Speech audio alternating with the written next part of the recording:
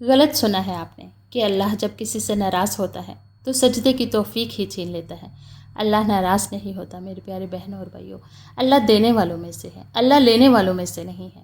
اگر اللہ صرف کچھ گناہوں کی وجہ سے، کچھ خطاؤں کی وجہ سے انسان سے سجدے کی توفیق ہی چھیننے لگ جائے تو فرشتے ہی رہ جائیں گے پھر اللہ کو سجدہ کرنے کے لیے، کیونکہ عام انسانوں کے لیے تو یہ چیز پاسبل ہی نہیں ہے کہ وہ ویسے ہی اللہ کی عبادت کریں جیسے کہ اللہ ڈیزرو کرتا ہے۔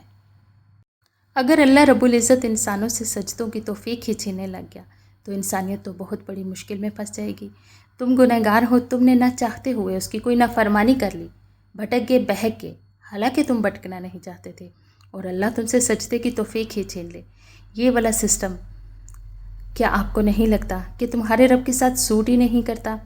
آپ نے اپنے آپ کو جج کرنا ہے، شوق سے کریں، لیکن اپنے چھوٹے سے دماغ سے، جس کو یہ دنیا ہی نہیں سمجھ آ رہی، اس دماغ سے اپنے رب کو مت جج کیا کریں۔